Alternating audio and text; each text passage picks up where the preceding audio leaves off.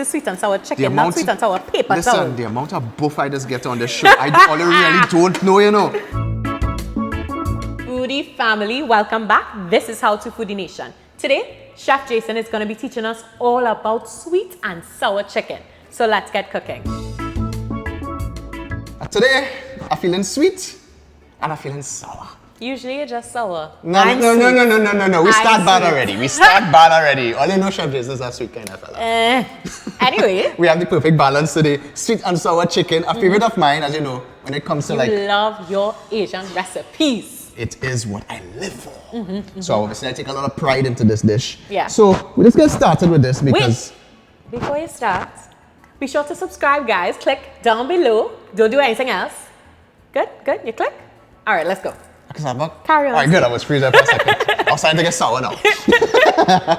So we have some chicken thighs. Okay. Now, I buy deboned chicken thighs. Why not breast? You can use breast. It's not a problem in using breast. The thing about the thighs, you get that nice little marbling of fat inside there. Oh. It's much more tender. Okay.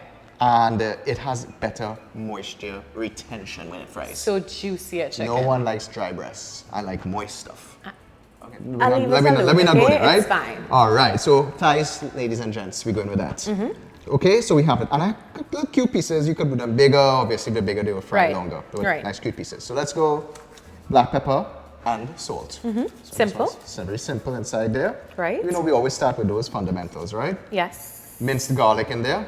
And those are those flavors of the Orient. You need to have garlic inside. Must start with garlic. Must start with maybe a little ginger, depending on your recipe. And when it comes to the sauce, we're using ginger a little later. Oh, okay. But another flavor, sesame oil. Right. Instant smell of Chinese restaurant. They're getting it going on inside there already. So, ladies and gents, this is very simple in terms of seasoning. Right. I mean, there's no green seasoning, no side, no shadow benny, no podina, no sort of drama inside here.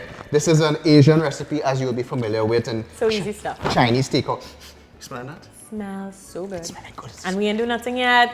Right. Let that season. Now, we could let this go for about 10-15 minutes. Okay, so not long. Not that long. Okay. Meantime, we need to make a batter to fry this because we're going to take these little nuggets, put them in that batter and fry them up so they get crispy shards on the outside. Got it. Let's talk about what's going on here. Cornstarch. So over here, we have flour. Okay. We're going to be mixing both of them. we need the two because... Cornstarch gives you a nice crisp exterior. Sometimes people use pure cornstarch alone when they're frying. Oh. Yeah, it's very fancy. So we're blending them. They're blending it together. So Got you're it. going to get the batter consistency of the flour and the crispiness characteristic from the cornstarch for crispiness. Okay. Mix it up together for me, please, in the meantime. Sure. So you're blending both of them there. So as you bring it in together, it's homogeneous. Homogeneous. Right. We have one egg. The egg is going to bring a little bit of leavening into it also. Okay. So whisk it up, put it inside there also. It's a wet batter, ladies and gents. Pretty much straightforward. Put that inside there. Beautiful. And you're going to start to add a little bit of water at a time. You're looking for a pancake consistency batter going on. Okay. Right? So a little bit goes at a bit of time. While you do that also, I'm just going to add a little bit of oil. The oil, that's ordinary vegetable oil, conditions the batter to get a nice gloss on the exterior. At the same time also, it helps the batter crisp up as it fries. Okay. Right? So continue mixing, bringing it in together like that. I think you need a little more water. I feel like I need a little more. I was going to ask for your help. That's why I'm here, Kezzy. You're too sweet. I tell you, I'm not sour. God. Real sweet. He's sweet today, all yeah. Is he? And you could use a whisk to do this, of course, and bring it in together. Oh, we could keep it simple with a fork. A little more, please, sir. More water. And that's the beauty about cooking. Obviously, if it needs a little more, you could add it. The recipe for this, obviously, as you know, it's listed right below in the description box. So as you watch, take us in. But you could then check the recipe and its listing at a later time. So pay attention to what's going on right now.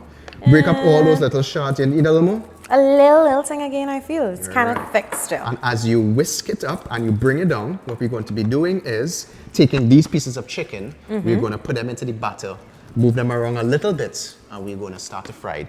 I have oil on the stove at about 340 degrees Fahrenheit, and we're going to start to fry. So let's get that. You know, the aroma that I'm getting out of here is so good already. And what I need to do is just take a few pieces of these meat. Right. Just like that, or chicken rather.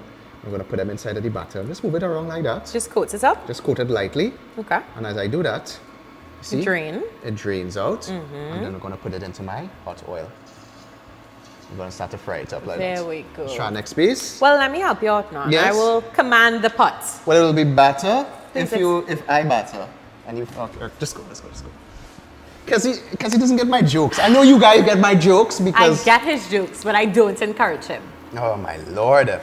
So we're going inside there. These two partners trying to stick together here. Well, you know, them is brethren. So as you can see, it's not that hard to pretty much batter. No, you can do it like simple that. It's dip and go, dip and go. Dip and go. Dip. That new song, you know. I'm bringing that soakers out soon. Next year? Mm-hmm. Okay. Are we looking there? We cool, we cool. So you're getting those little shards. Yeah. Lift it up, let me see how sexy it looking. Oh, cool. Ooh. Now you can tell that's going to get brown and nice. Of course. All right, and as it cooks, you're going to get crispier. All right, so let me continue battering here. So, you're gonna do this one by one? Well, you could do it like that. You don't want to just throw the whole thing in there? I guess we could try that. I mean, quick as he would. All right, Kezi. Kezi, I'm going along here to see what's going on here. So you're trying to say mix it up like that? Mix it up. Efficient. You're welcome. Kezi. At the end of the day, they just say, you gotta listen to the women. They really does bring across some interesting I am points. assisting you. Women, You are so welcome. women have a different way of thinking, and I must say, very good. That's Kind of a genius. Brilliant. Look at that. Easy pickings. Kezi, We're doing this quickly. Kezi. I love it. Guys, come on. Salute. So we're gonna cut. No, you don't want to put too much pieces inside of the oil. It Okay. will overwhelm the oil. It will take down the temperature of the oil. Right. And instead of frying, it will end up steaming the pieces. As I mentioned, 340 degrees Fahrenheit. I'm suggesting maybe about 2.5 minutes based upon the size of these little nuggets. And Okay. Right, and whatnot. And as you can see, they're getting nice character with those little shards on the outside, the little crusty pieces that are sticking up. And that's what actually this sauce is going to cling to. Right. Look how beautiful that looks. This guy's getting a little color on here. Beautiful. So you let him go a little more. So let it continue to fry. So this is enough in this pot. That is enough right now. All right. So we can hang back and wait for them to get some color and keep going. Of course. All right, cool. All right, Kezi. Our thighs are crisply fried. Yes. And you can see that nice sort of crispy exterior. Job well done. They all look different on different sizes, and that's what a good sweet and sour chicken should look like. Okay. We playful. Playful. That's what we talk about. We need to make the sauce. And this is all what the dish is about. This is the most important the part. Source of inspiration, SOI. Source of inspiration. The source of inspiration. Source of inspiration. The sweet and sour source of Let's inspiration. get started. Okay. Pan on the stove, medium to high heat. You want to go in with some vegetable oil. Certainly. You can put oil. I half of that. Okay, Put- that's good. All right, cool. Yeah, no problem. That's fine. You tell me put all, then you tell me half. Listen, Come on. listen. When you see these guys cooking inside the restaurant, they're trying to They just be going quick, listen, you know. listen, at the end of the day. So we had to move quick. All right, some fennel seeds. Right. And what's Chili. that? Chili flakes. Chili flakes. So that's going to get some heat inside there. Right. And the fennel seeds is going to give you just a little bit of anise, sweetish flavor. So you want to pop that into the... So we're infusing the oil with the flavor. We don't use infusing on the show. What we say? Impregnate. We impregnating Sorry, we're impregnating the oil, my with friends. flavor. Talking about further impregnation, we have those two ingredients that make Chinese food so delicious. But of course, Ginger and garlic. And a little, Here's bit where goes, the ginger came in. a little bit goes a long way with ginger. Right. So you're getting it. Stop getting happy now. You're getting it, right? You know? You're getting that sort of nice sweet flavor of the anise peeping through. You're getting the ginger. We're getting ready to eat. All right. So we don't want to let that go too long because it's just more of an infusion. Right, we don't want it to burn. We have white sugar. We have brown sugar. Okay, so we're using a mix. Mix in a mix to get the molasses color from that as well as the sweetness from the white. So we need the color from the brown. And we're just stirring this in. We're not leaving it like when we stew it. We're not stewing. This is sweet and sour chicken, not stewed chicken. Got it. Just making sure. Orange juice. Orange juice. This is where you start to build the sweet component. Okay. And what you was telling me earlier on, I'm telling you I was a sweet fella. What you was But telling me? he's sour. But a sour. So She add the hating. ingredients. Vinegar. Household white vinegar works inside there. So we have our sweet with our orange juice. We have our sour with our vinegar. Yep. What did I tell you about good Asian cuisine? Is a balance of sweet, Sour. So we need some salty. We had spicy there. We have spicy from the beginning. Salty, we have, what is this? Our soy sauce. And this is going to help the color considerably. Put that inside there. and you want to allow that to mix in. How beautiful that is. I love how complex these flavors are. It's just levels to this. I think that's why we love like Chinese food, Japanese food on the whole. Asian cooking. Asian cooking really does bring they are comprehensive flavors, Kezi. And I think it just tickles or scintillates the palate, if you want to say that. Scintillates. Scintillates. Listen, stick with me, kid. I'll teach you some vocabulary. Like if I didn't know already. Sure, in her but eyes. Thank you, Sue.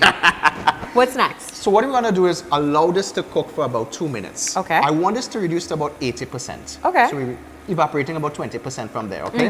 What's going to happen is that the flavors are going to intensify. Right. Sugar is going to mix with the vinegar, and everything is going to happen nicely. So we're staying at this heat? We're staying at that heat. That is medium to high. Medium, okay. Meantime, what I want to do is this. I have some water inside here. I'm going to add some cornstarch. Cornstarch. You know what cornstarch does, right? Yes, it thickens things up, which means this is a slurry.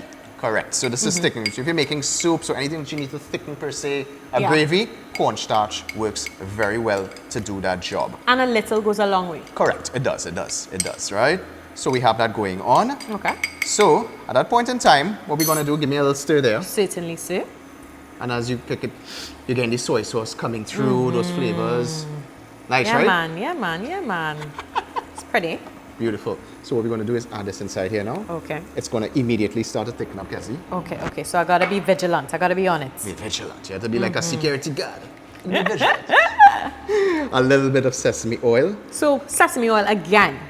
You know why we're adding it to the end? Why? Because it's our finisher. It's a finishing oil. Kezian is correct. We talked about this before. You always want to add those finishing oils to the end so you get the pronounced flavor coming through. Right.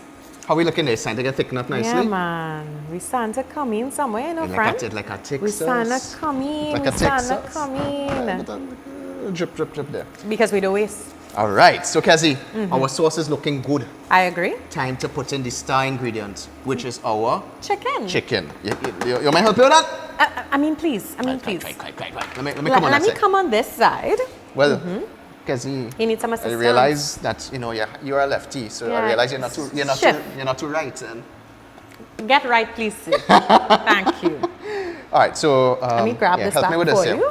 So this is our fried pieces earlier on. We're gonna And we just come shimmy in them in. inside here. Shake, the boy. Shake. Don't get the paper towel inside there, you know. Gosh, Kezi, all right. So This is sweet and sour the chicken, not sweet and sour paper towel. listen, the amount of buff I just get on the show, I really don't know, you know. A little buffin is good, okay? All right, we get inside there. There we can go. Wait, last man. The last man stand. Right. We are the last man There you go. standing. Oh, you know that song? Oh, yeah. Well, yeah. All right, so I'm using 2 spoons here at the same time. And what Okay. I want to do is start to toss it up.